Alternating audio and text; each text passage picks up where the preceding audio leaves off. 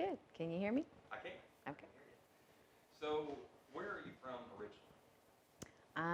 I don't know. I'm from everywhere. I've moved every year growing up. I was born in Clarksville, and from there, I don't even know where I moved from there, but I've moved every year of school growing up and moved a lot as an adult as well. So, when you were growing up, was it moving all over Arkansas, or were you All moving? over Arkansas. We went to Texas once, but mainly it was Arkansas. And my dad was a coach, and we would move around every year. And so that was a little tricky because I'm the type of person, I'm normally shy with people at first, and it takes me a long time to warm up to people. And so by the time I warmed up to people, we were moving again. And I was always the weird kid too. So So, you had both your parents when yeah, you were younger? yeah. Your dad was a coach. What did your mom do? She became a teacher too. She was an elementary teacher, and so they'd work together and go together where they needed to. I got you. Do you have any brothers and sisters? I have a sister, and she's 7 years older, and I have a brother who's 7 years younger, Okay. and so we spread out a little bit. Kind of spread out, yeah. Yeah. So, tell me about your childhood. What was it like growing up? Did you have a good childhood?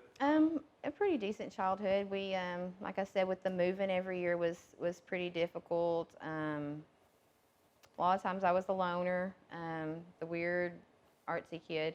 And I'd always kind of find a couple weird friends to mingle with where I was at. But other than that, I played sports and just did a lot of stuff like that. I played sports and did a lot of art growing up. I was always in my room drawing and writing.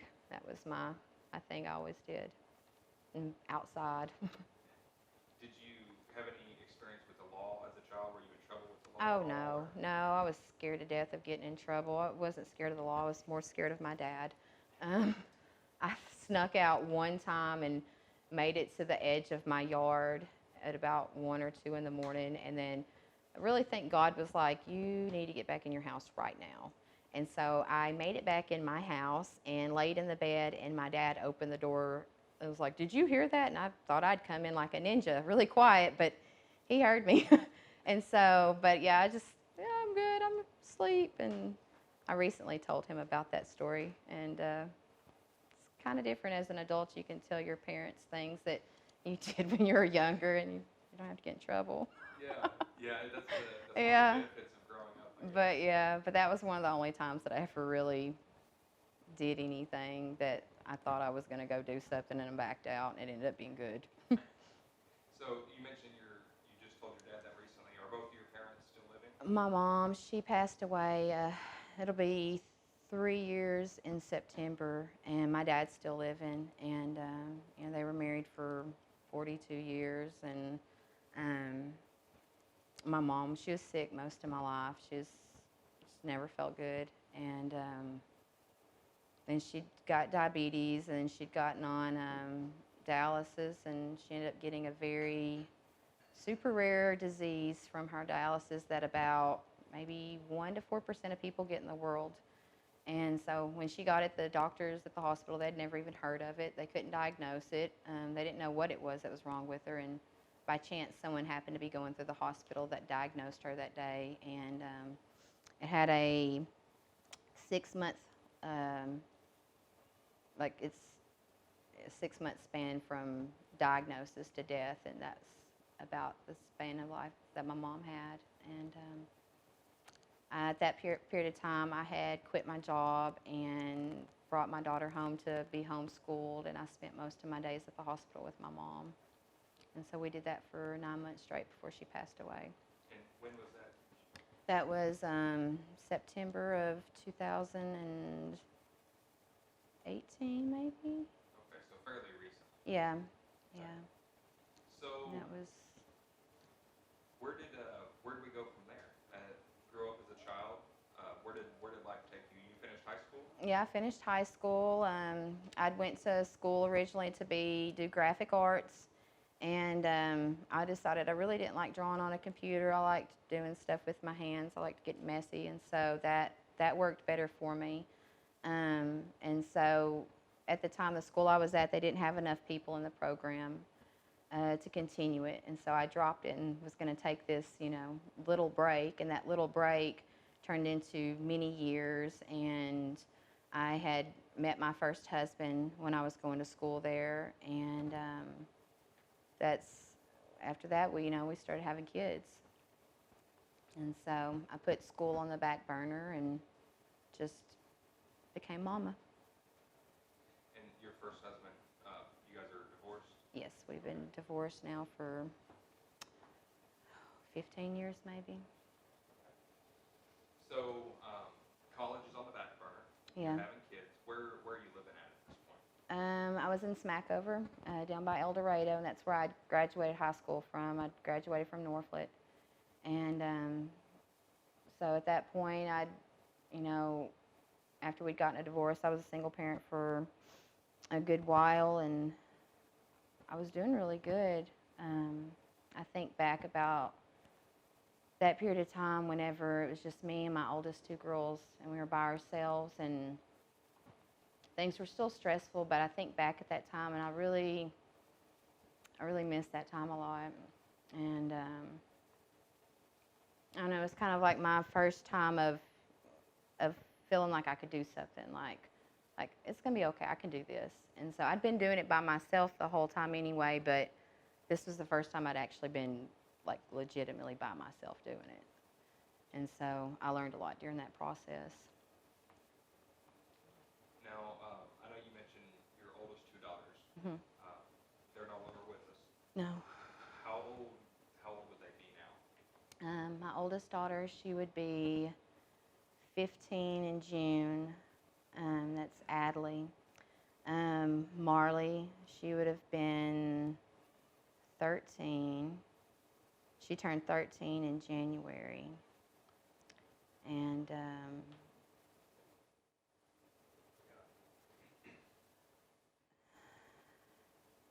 it's a hard thing because I'm friends with a lot of their moms and stuff, and them personally, my girls' friends on Facebook, and like follow them on Instagram, and it's hard seeing my daughter's friends growing up and doing these life events and driver's license and permits and stuff like that, and I'm missing that.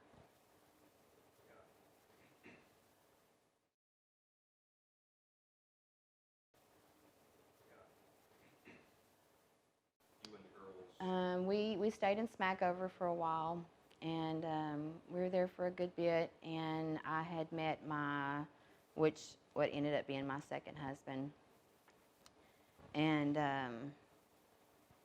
I was working at a hotel, and he was one of the people that was staying there, like an extended stay, and I was one of the housekeepers, and he would like follow us around and clean rooms with us because he didn't have anything to do during the day, and so he would follow us around and clean rooms, and so that's kind of how that started, and started hanging out, and one thing led to another, and there we were.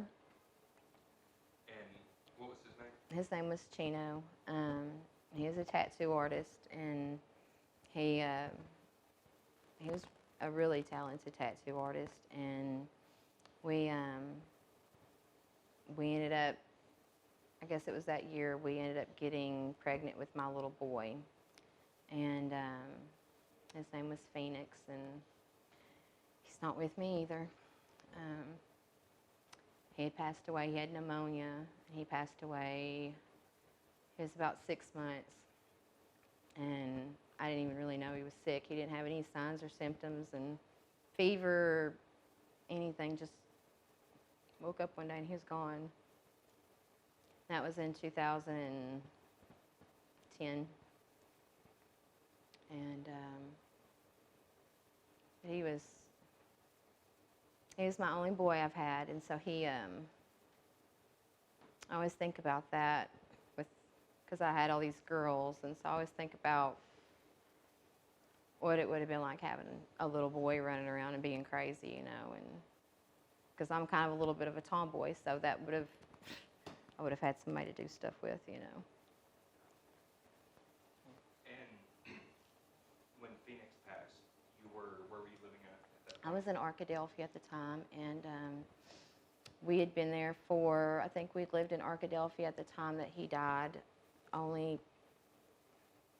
I don't even know if we'd lived there a year. And that was it was a really hard thing. And we started trying to have kids. We started trying to get pregnant again. And it took about 2 years, and then we got pregnant with my youngest daughter, Paisley. In the middle of that, I ended up having a miscarriage, and it's just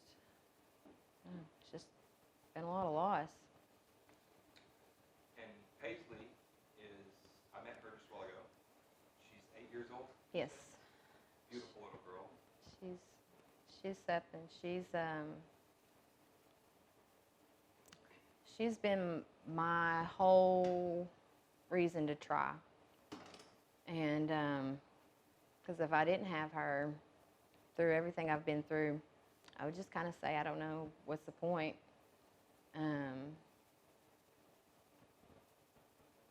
But she's kept me grounded and on somewhat of a level of sanity, helping me feel normal. Because at least I still get to be a mom, you know, and so and she deserves me to be a good mom. She don't deserve me to act in any kind of way. So, I don't want to spend our entire time talking about this, because there's more to your life than Right. this incident, but it's a big part of your life. Um, the older two girls are no longer here, Yes. and Chino also is no longer here. Yeah. I've never met you before. We've been friends on Facebook for years. I've known your name for years. You were my neighbor when what we're about to talk about happened. You lived about 2 blocks behind me. So I've seen your face and little Paisley's face for years. And I know a smidgen of your story, you know, what was in the news, of course. Right. Just tell me what happened that day, and There was a lot things that kind of led up to that day too that I feel like really kind of go along with what has happened. It was in December, and for probably the better part of a month, I had been telling my husband something big is about to happen. I don't know what it's going to be, but and he just thought I was nuts. He just was like, oh, you know, I don't know what you're thinking. And I'd tell him, no, I just feel like something big is about to happen, like life-changing, and I can't put my finger on it. And I would just cry, and I just didn't even know what I was talking about. And then came the day of everything, and I'm driving my daughters to school. And my youngest daughter, Marley, she's 4. She says, Mama, Phoenix came and talked to me last night. I said, Phoenix come and talk to you? And she used to tell me she talked to Phoenix all the time. And that's, you know, he had passed away at this point 2 years before. And she said, Phoenix came and talked to me last night. And he said, we're going to come live with him at his home soon. I didn't really know how to take that. And, I mean, what would put that into a 4-year-old's mind to say that? But Marley was exceptional. She was like an old soul, and she would say things that you would never think would come out of a 4-year-old's mouth. But she said, we're going to go live with him at his home soon. I said, baby, what are you talking about? She's like, I don't know, that's just what he said. And I always think about that word home. He said, we're going to go live at our home soon.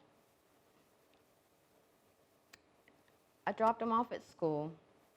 I come home and I tell Chino what she said. And he's like, well, that's wild. That's crazy. And at this point, this was 2012, and everybody was saying the end of the world was on, I don't know, what was it, December 21st, and the world was going to end. And I felt like my world ended on December 6th. And so that night, everything happened.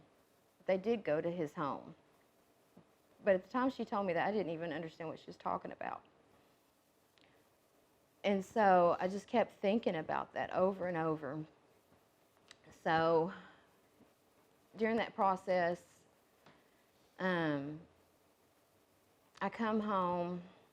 That night, I'd been at a Girl Scout meeting for my oldest daughter, and we'd been at the parade earlier that day. And so I come back from the Girl Scout meeting, and it's for the parents. And I almost took my daughters with me, like down to the point of walking out the door. I almost took them with me. And I think about that a lot, and I really wish I did take them. Because, the last time I saw them, they're sitting there eating supper.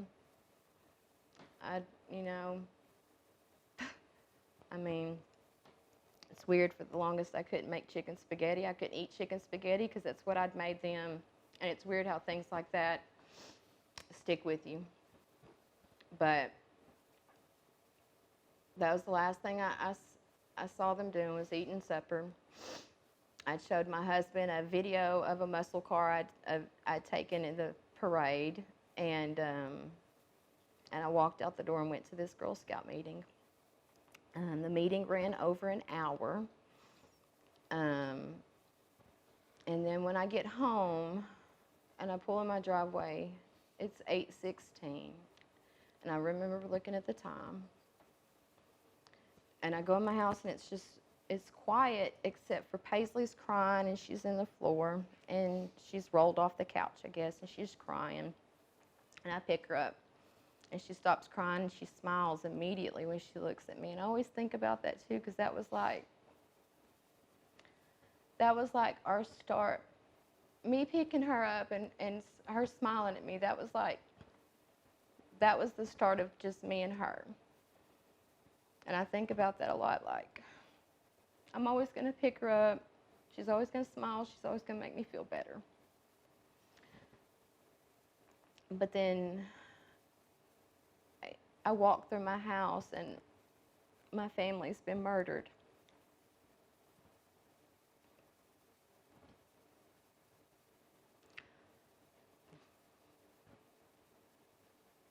And I try to revive my daughter, my oldest daughter,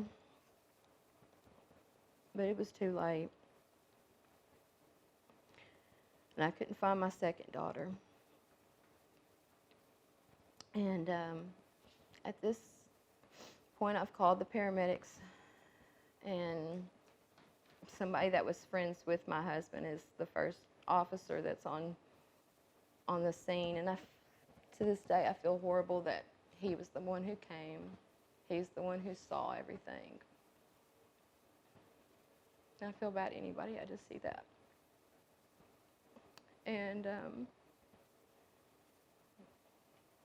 so that night, the paramedics, they tell me, we're going to take Paisley and we're going to put her on the ambulance, and we're just going to check her out, make sure she's okay.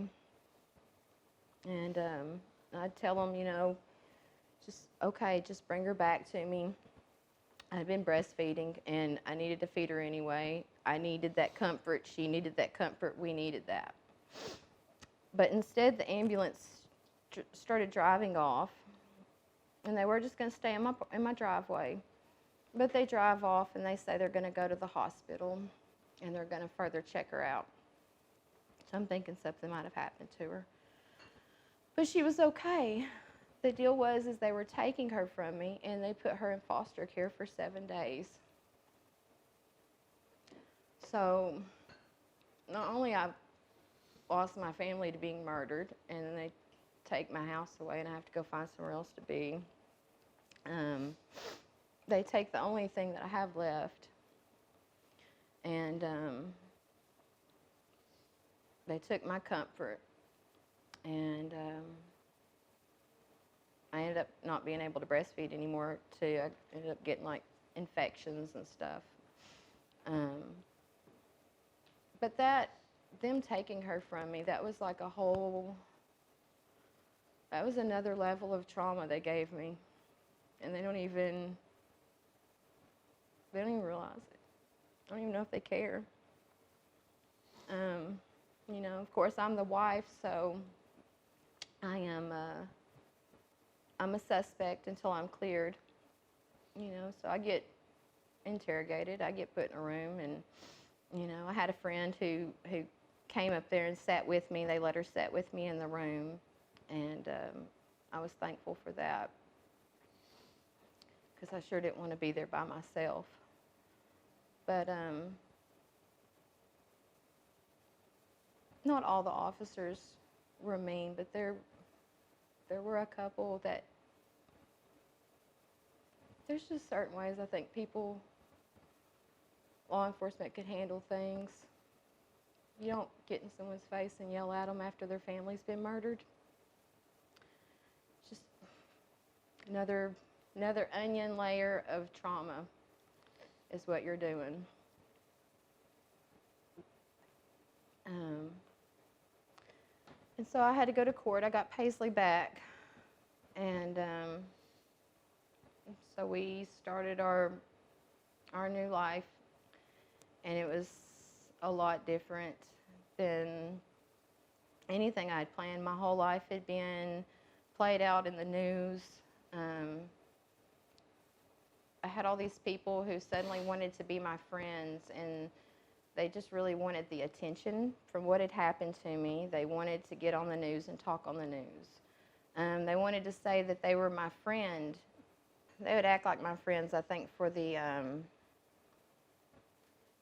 publicity of just saying that they were my friend after everything happened. But I learned a lot about people, and I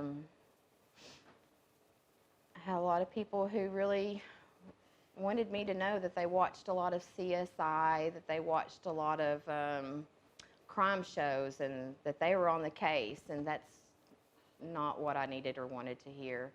I mean, I used to watch shows like that too, but I can't watch a lot of TV. I can't watch a lot of movies. I can't even be in the presence of some people in their conversations and their mouths. And so I've definitely had to limit my access to people, or much less people's access to me, to be able to protect myself, just because people, they want to see you doing good, but they don't want to see you doing better than them. And people have tried to make me feel guilty for trying to be better, for trying to live better, trying to have a whole life with what's left. And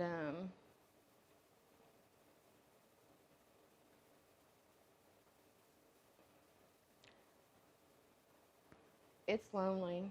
It can be real lonely because people, they're quick to judge you. But if they even had like a second in your shoes, they would beg for you to take them off, because I don't want to wear the shoes either. But I've got them.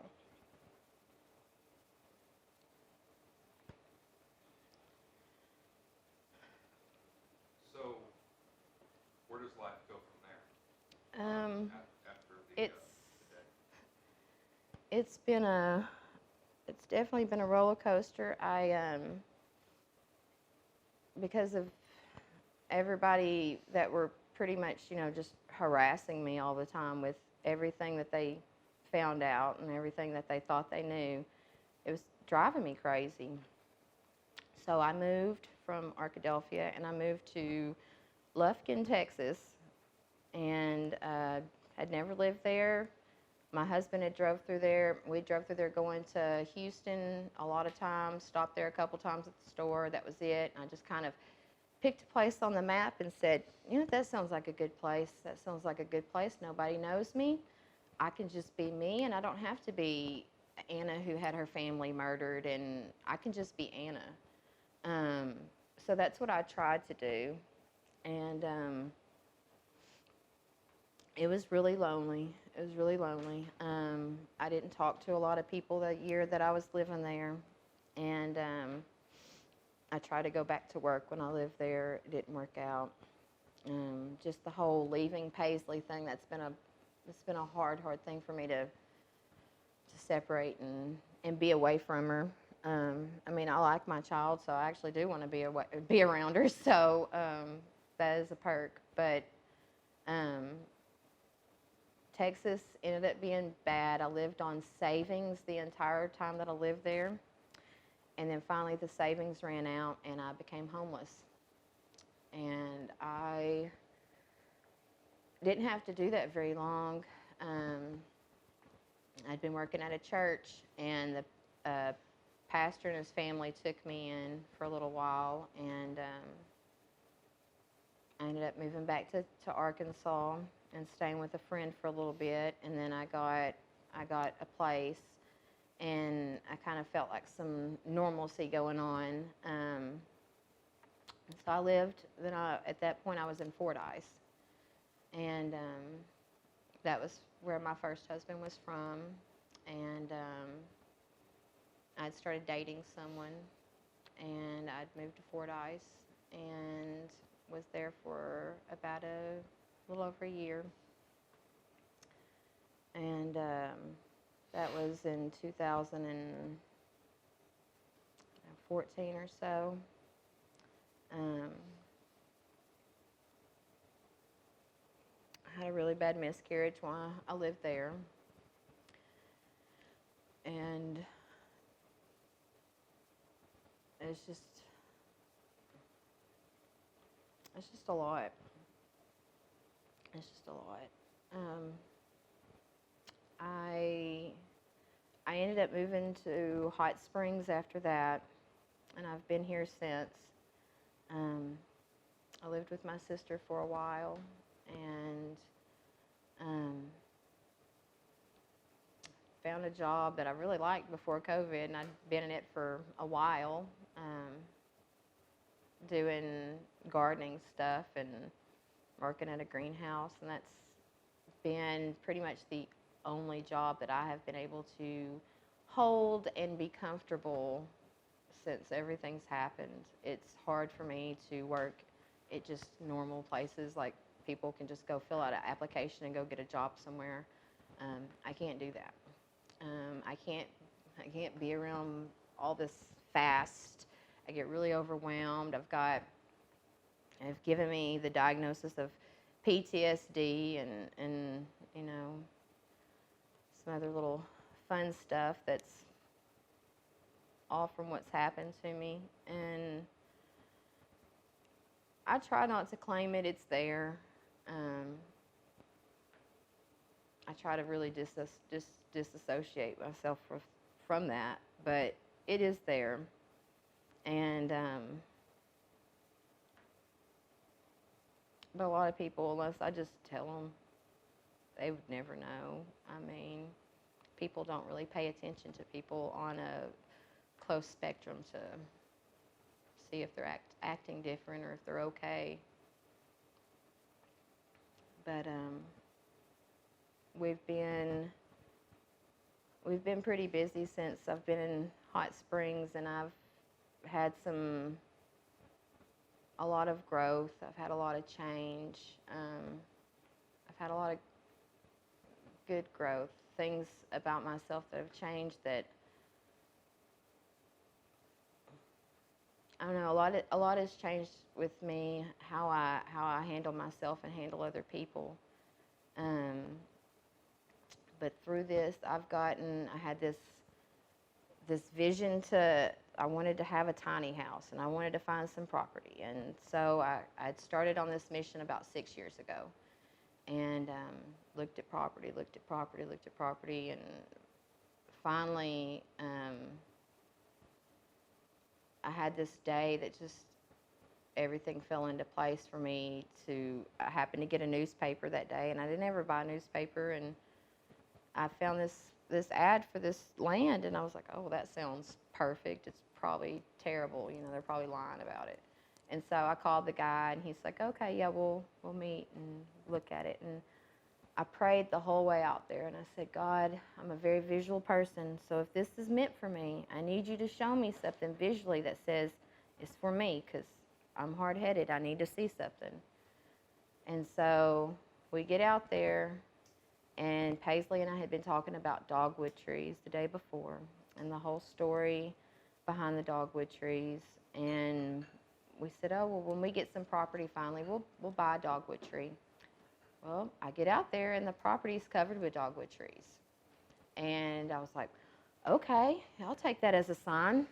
And so then I turned around, and I saw this, like, beautiful view. And I've got, like, this, I'm in a mountain valley. And I was like, okay, I'll take that as a sign too. And so I told the guy that day, I was like, yes. And he's like, you don't want to think about it? And I was like, no, let's do this. And so that's been about 3.5 years ago, and I have been trying to get out there since. Lots of people offer help. Not a lot of people come help you. So that's kind of been a challenge. I've got a driveway it's a monster. It's pretty much, it's like I need a goat or a donkey or something to ride up it. It's ridiculous. But, you know, if you get a running start, you can get up it pretty good. But I'm for the longest, I kept wondering why nothing was working on this property. I'm like, nothing's working out. Nothing's working out. And I was going to sell it. I was like, you know, screw this. Nobody wants to help me. I don't have enough funds to be able to fix this driveway. And so I'm just done. I'm going to sell it. And so I started kind of looking into trying to sell it. And then God spoke to me one day, and he said, no. He's like, you're not going to sell it, because the reason why the things haven't been working for you is because you're supposed to do something for me. It's not just for you. It's yours, but you got to do something for me with it. And I didn't know what that meant. And the day that I had called about the property I bought, I, you know, just grabbed this piece of paper and just jotted down all the info on this piece of paper just randomly. Then the piece of paper I grabbed happened to be a vision that God had given me about 2 years before, and it was about starting a nonprofit for women who've like been in domestic violence and fleeing abuse. And God said that you're supposed to do that with this, and he just kind of just gave me this like download. And so I just, you know, I was writing as fast as I can everything that I needed to write about, you know, what he wanted me to do. And the day that I wrote down the address for that property, that was the piece of paper that I grabbed. And it just all really made sense to me when I saw that was the paper I grabbed. And I was like, oh, okay. And so that day I was just like laughing and crying at the same time, because I was like, I get it now. And I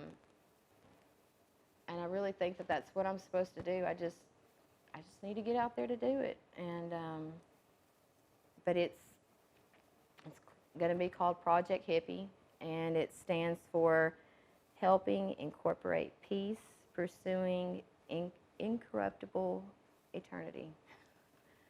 And so that's been my goal, and I kind of want to give like women a place where they can come and get out of their domestic violence situation, but then they can also come and learn some stuff from me. I'm different than a lot of other girls, and so I feel like if I can just help them to be able to realize their potential, that they don't have to stay in those situations, that they're not stuck in those situations, that they can get out of it, that they have power of their own, that they have to find it. And it's a hard thing to find, especially when you have a lot of people around you that they say they believe in you, but they don't believe in you. They just say they believe in you because someone else is standing around and it sounds good. But I know a lot of people laugh at my endeavors I'm trying to do, and that's okay. I laugh at some of my stuff too. But I do know that I'm supposed to do this 100%. And I don't know what it's going to look like. I'm flexible with how it's going to look, but I just know I'm supposed to do something, and I'm supposed to help people. I want to ask you one more thing about the Chino Mhm. situation, and then I'll move on from that. But Paisley Mhm. is Chino's daughter. Yes. Does she understand what happened? Yeah. And We've everything? I've talked to her about everything. Um, she knows what happened. I'm pretty open with her, and I talk to her about it. She's It's been hard for her. I know. Even though she doesn't remember her sisters and she don't remember her daddy. Um, and sometimes I think it's hard because she doesn't remember them. She wants to remember them. She wants to have some memory, and all she has is videos. Um, but I've told her, I show her the videos, and we look at Daddy's art, and we talk about things about her sisters, and um, all that stuff. And she's a really in-depth kid for 8, but I mean, all the way up, she's been my rock. She's been really solid. She gives better advice than most adults, and I mean, I can talk to her. I seriously can ask her advice on something, and she would give me good advice. she's pretty level-headed. Are you guys connected with his family still? Hmm. Are you guys connected with Chino's family still? Yeah, I talk to his dad. His mom passed away the year after everything happened, and but I still talk to his dad, and that's his. I guess we're his only living family. I'm not sure, but we still talk to him. Tell me about your art. What's Um, your? Is it just something you've always done? Is it I've something you always picked up? Or I've always done art. It's like an expression of myself. It's a way for me to vent. It's a way for me to keep myself busy. That's one of the things with the PTSD and stuff. I like to keep busy all the time, which I recently found out that's a trauma response. So I'm not sure if that's so good, but I like to keep busy, and I'm happier when I'm busy. I'm happier when I have stuff to do. And my art is kind of more like a way for me to express myself, but then I also do poetry, and my poetry stuff that I write is more of I don't know, my art I say is my outward expression, and my poetry stuff is my inner expression. It's a lot darker than my art stuff. okay. Do you have any poetry you want to Yeah, I'll read something do like that? this is. I had wrote this one a couple years ago. Now, Well, is that one attached to the picture? yeah, I put this one with the picture because it kind of seemed fitting, and I'd wrote this before I did this piece of art, um, but it's my heart exterior cracks, but there's no light to see. All I feel is my cold, dark past creeping all around me. Numb, relief never shows its face in these parts. Waiting for the next shoe to drop. My heart feels like it's going to stop. Always ready, waiting for what's next to come. While I wait for my fate, I end up growing without even knowing it's showing.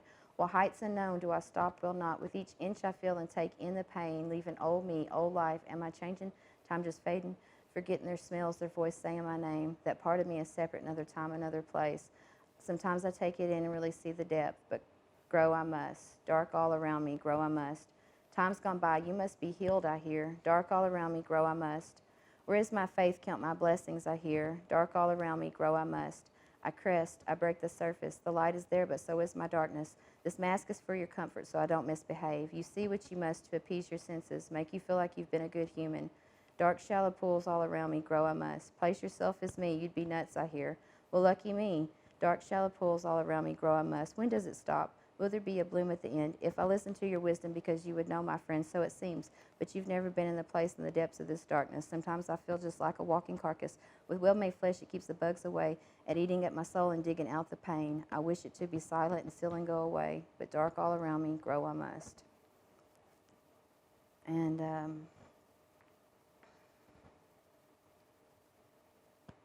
this was one of the first things that I'd wrote in like a long time. I'd quit writing. I quit doing a lot of things. I was just depressed. I didn't do anything. I would do the bare minimum to make it through life. And I quit doing anything that I liked. I wouldn't do art. I wouldn't write. I didn't want to pick up. I didn't want to do anything. I was just sad. And like I just didn't have anything. And this was one of the first things that I wrote. And it opened up something because after I wrote this, I've not stopped. And I've just been filling my book. And it helps me a lot. And I'd forgotten how much it helped.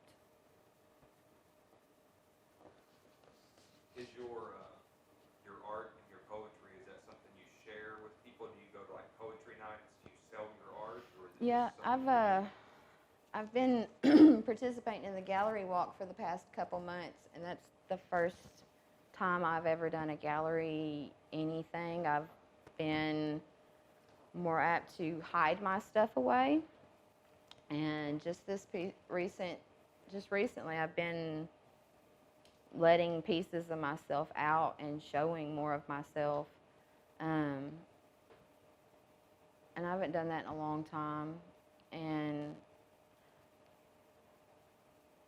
you know, this piece of art right here, it's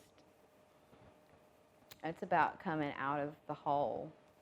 And, I don't know, I feel like for the first time in a very long time, I'm figuring out who I am, just me as a person, not what's happened. And so it's been, I don't know, it's just been good to be able to be myself.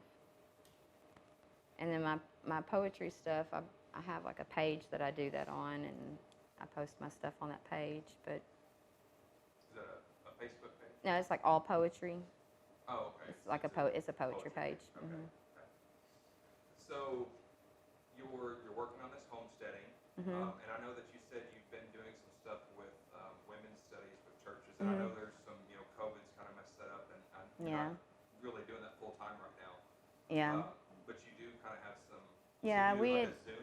Yeah, I had been leading a women's group through a church for a couple years, and I've kind of branched off and to do things on my own right now. But we've still continued doing a Zoom meeting, and at the period of time that I started the women's group was it got dropped in my lap, and I almost turned it down, but I kind of started thinking, God gives you jobs a lot of times you didn't apply for. And so I thought, well, maybe God wants, this is supposed to be helpful for me. So I said yes, and it was during the period of time that my mom was in the hospital. And I would write these lessons in the hospital room with my mom. And then I'd read them to her afterwards. And I'd wrote a bunch of them just so I'd have them ready, and they were all ones that I felt like, oh, well, I wrote these in the presence of my mama. And the last one that I'd wrote in there with her was about, finding faith through your storms. That was the last one. That was the last one that I read to my mom. Have you always been a religious person, or is that something that came about later on?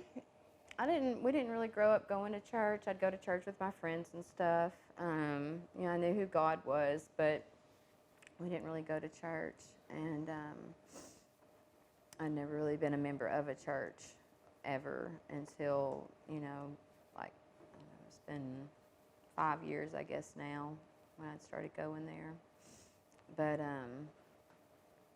before I'd started going there, God had really kind of started speaking to me and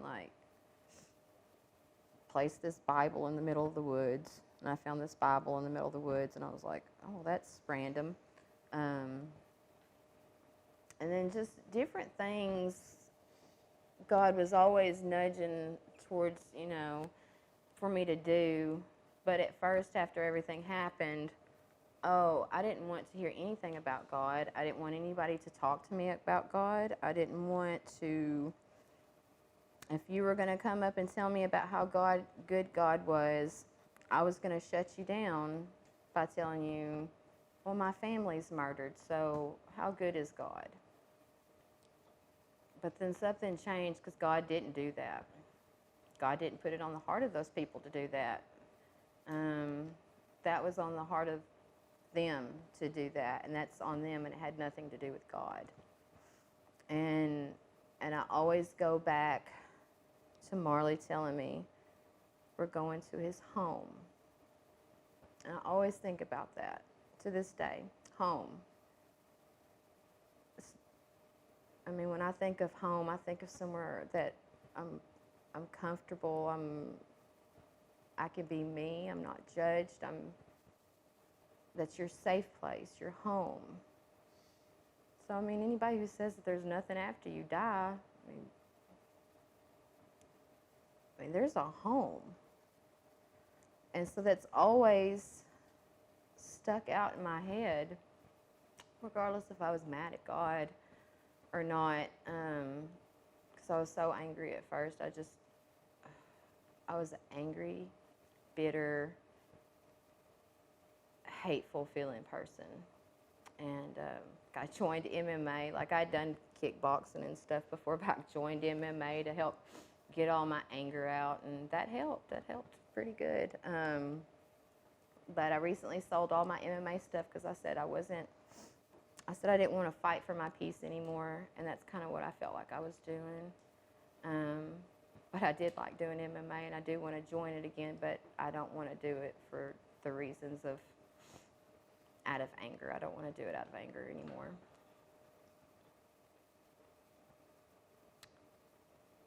I haven't quite gotten to a forgiveness state. I know I'm probably supposed to, because that's, what the Bible tells you. You're supposed to forgive people if you want to be forgiven. But I haven't gotten there. This is somebody that we knew. Somebody that,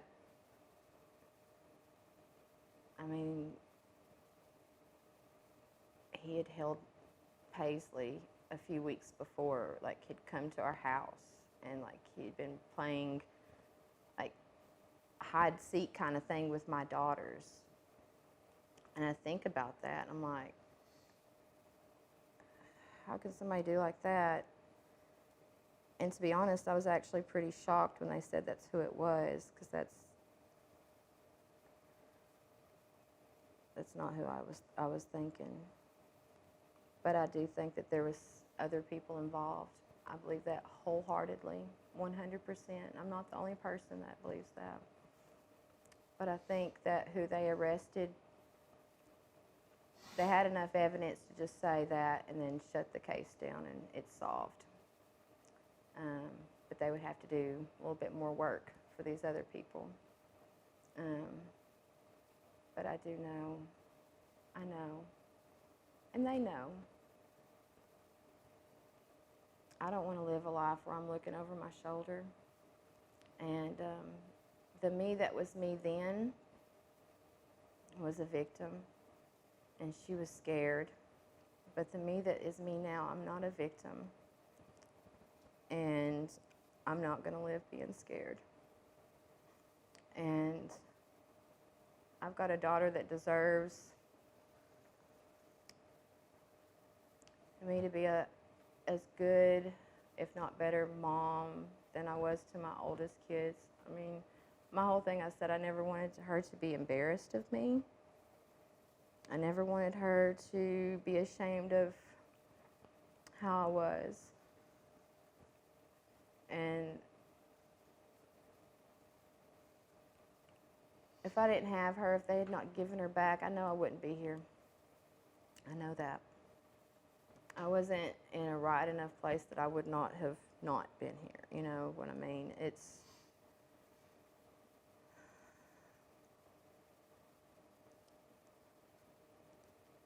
Paisley's just been a good reason to try, and she deserves it.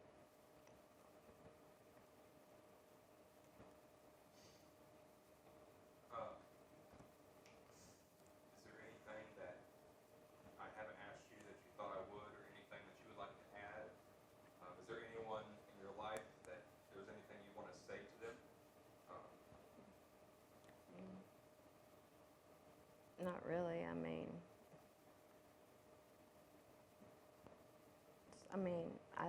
I'm thankful for the people who have actually stuck around.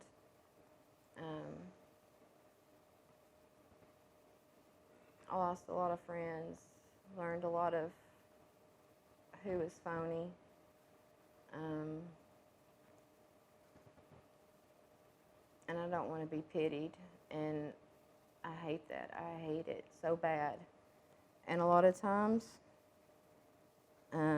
I think that's what ended up happening with some of the people that were in my life.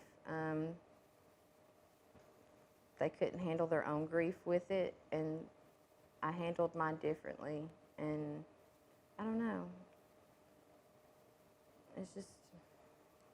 It's been interesting learning about people along this way.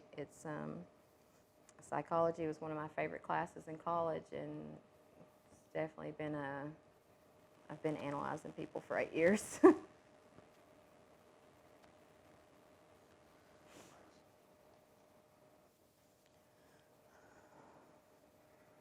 I know you probably talk to your girls a lot, um, but if you had a direct connection to them, what would you say to them? And Phoenix as well. um, my girls, I'm just always sorry I wasn't there.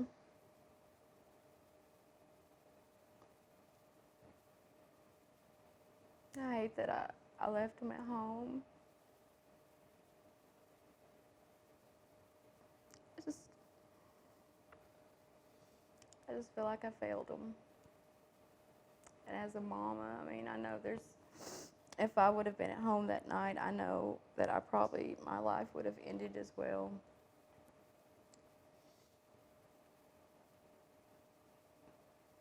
But it would have ended with me trying. Um, my little boy, he was he was the happiest baby. I learned a lot in a short period of time just being his mama. And I'm thankful.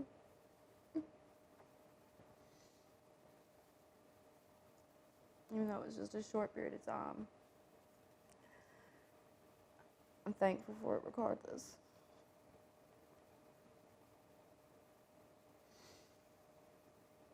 I know Paisley is here in the back bedroom, Mm-hmm. and it's up to you. You can, if you want to, but do you want to bring her out, If she wants to.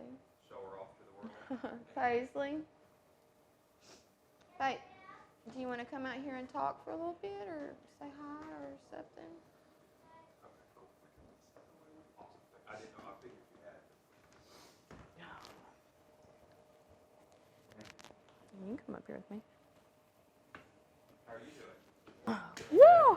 This chair was not made for two. What's your name? Paisley.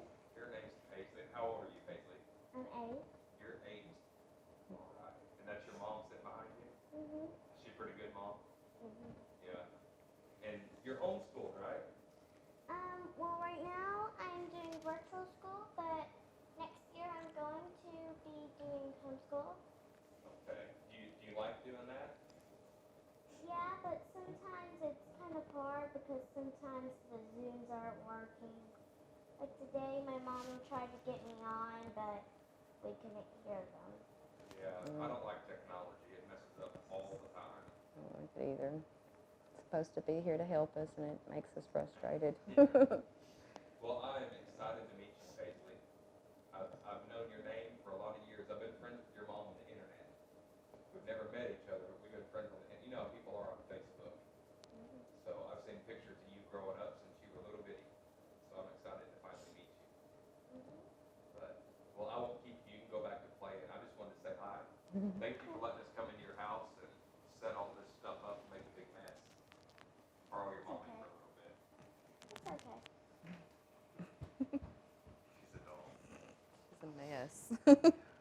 A good one, though.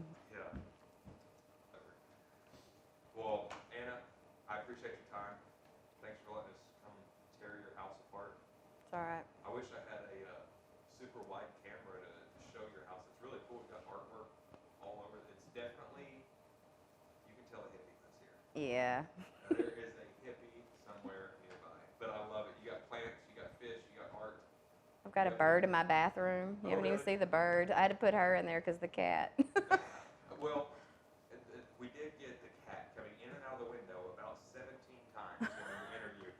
You could see him right behind the painting, just back and forth. I guess he was going outside.